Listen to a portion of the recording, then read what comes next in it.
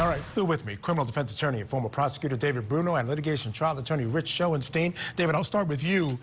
You know, this one frustrates me because I'm all for technology. It has revolutionized police work, made it better for everyone, made the streets safer, arguably. But when it's not used responsibly, it just frustrates me. The fact that they could just compound mistake after mistake, which allowed these innocent people to be put through the system, which is no joke. It's serious business. Your thoughts on the use of facial recognition tech?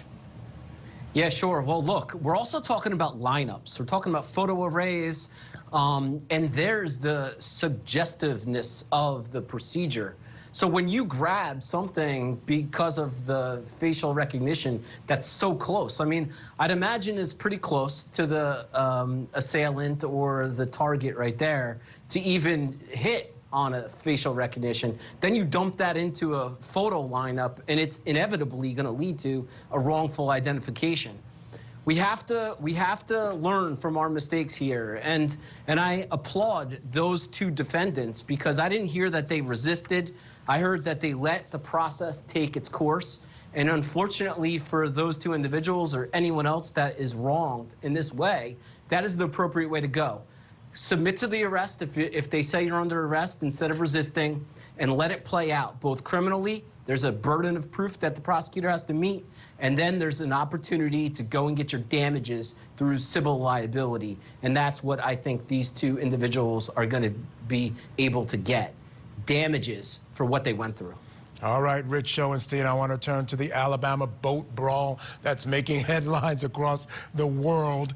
We spoke to the police chief yesterday, and there were, you know, we saw the fight. I mean, it was all over the place. I'm sure you saw it by now. And there seemed to be a lot of crimes being committed. They've only put out 3 arrest warrants. They're looking for the guy who was swinging the chair around. But the sense I got from the police chief is any other charges that come out of this are really going to come from people coming forward, people who feel that a crime was committed against them. They can come in and seek the charges. Now, we see this oftentimes. Police will do this. Prosecutors will do this. Your thoughts on the resolution, or at least the beginning of the resolution of this really ugly situation? Well, it's yes, I've seen it. Everybody has seen it. And it's an incredibly ugly situation. And you might be able to charge a lot of people. But exactly. As I always say, Michael, just because you can charge a lot of people doesn't mean you should. Yeah. Obviously, the people who start this melee, like that guy we're watching right now, that's somebody committing assault, committing a major crime. There needs to be proceedings. There needs to be repercussions for that.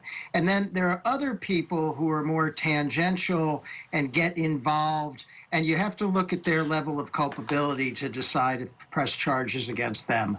Yeah, and I think that's the approach they're taking, and, you know, they just want to clean up this whole thing to get, you know, the good name of their city back out there, and hopefully they can do that in short order. All right, gentlemen, coming up next.